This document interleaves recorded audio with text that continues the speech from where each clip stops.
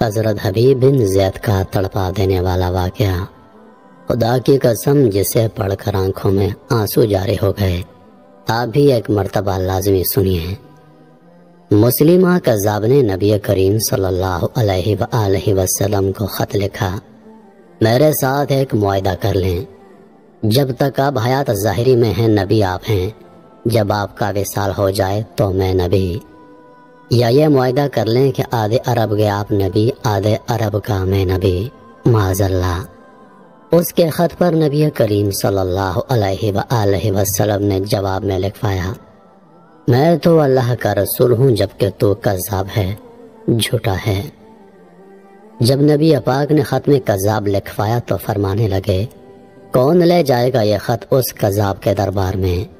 اب اس کے دربار میں جانا ہے، حالات بڑے خطرناک ہیں، اس کے آگے بھی بندے پیچھے بھی بندے ہیں جن کا خطرہ بھی ہے۔ ایک صحابی تھے چابڑی فروش، سر پر ٹوکرا رکھ کے مدینے کی گلیوں میں کھجوریں بیچتے تھے، 11-12 بچوں کے باپ تھے، جسمانی طور پر بھی کمزور تھے، کھجور کھا رہے تھے۔ پٹافٹ اٹھے، ہاتھ کھڑا کر کے کہا، حضور کسی اور کی ڈیوٹی نہ لگائیے گا، میں جاؤں گا۔ جب یہ الفاظ جلد بازی میں کہے تو ان کے منہ سے کھجور کے ٹکڑے مجلس میں بیٹھے صحابہ کے چہروں پر گرے۔ ایک صحابی کہنے لگے، اے اللہ کے بندے، پہلے کھجور تو کھا لے، بڑی جلدی ہے تجھے بولنے کی۔ مسکرا کر کہنے لگے، اگر کھاتے کھاتے ڈیوٹی کسی اور کی لگ گئی تو کیا کروں گا؟ حضور نے اپنا نیزہ دیا، گھوڑا دیا اور فرمایا، ذرا ڈٹ کے جانا اس قصاب کے گھر میں۔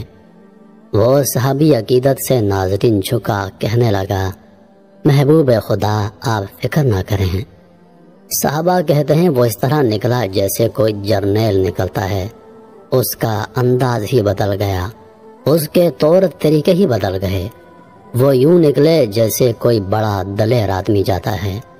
وہ صحابی مسلمہ کذاب کے دربار میں گئے، وہاں ایک شخص جو بعد میں مسلمان ہوا وہ بتلاتا ہے، وہ صحابی جن کا نام حضرت حبیب بن زید تھا، جب وہاں دربار میں پہنچا تو اپنا نیزہ زور سے زمین میں گاڑ دیا۔ مسلمہ ٹھٹک کے کہتا ہے، کون ہو؟ اس نے غراتے ہوئے فرمایا، تجھے چہرہ دیکھ کر اندازہ نہیں ہوا کہ میں رسول اللہ کا نوکر ہوں؟ ہمارے تو چہرے بتاتے ہیں کہ ہم نبی والے ہیں، تجھے پتہ نہیں چلا میں کون ہوں؟ مسلمہ کہنے لگا، کیسے آئے ہو؟ بے نیازی سے فرمایا، تیرے خط کا جواب لے کر آیا ہوں۔ بادشاہوں کا طریقہ یہ تھا کہ وہ خط کو خود نہیں پڑھتے تھے، ساتھ میں ایک بندہ کھڑا ہوتا، وہ خط پڑھتا، تو مسلمہ نے خط اس کو دیا، پڑھو۔ جب اس نے خط پڑھا تو اس میں یہ بھی لکھا تھا، تو کذاب ہے۔ یہ جملہ وہاں موجود سب نے سن لیا، اکیلے میں ہوتا تو بات اور تھی۔ وہ آگ بگولا ہو گیا، آنکھیں سرخ ہو گئیں۔ سامنے حضرت حبیب بن زید تنے کھڑے تھے، اس سے تلوار لے کر اٹھا اور کہنے لگا، تیرے نبی نے مجھے کذاب کہا ہے، تیرا کیا خیال ہے؟ حبیب بن زید مسکرا کر فرمانے لگے، خیال والی بات ہی کوئی نہیں، جس کو میرا نبی کذاب کہے وہ ہوتا ہی کذاب ہے، تو سارا سمندروں کا پانی بھی بہا دے تو بھی تیرا جھوٹ دھل نہیں سکتا۔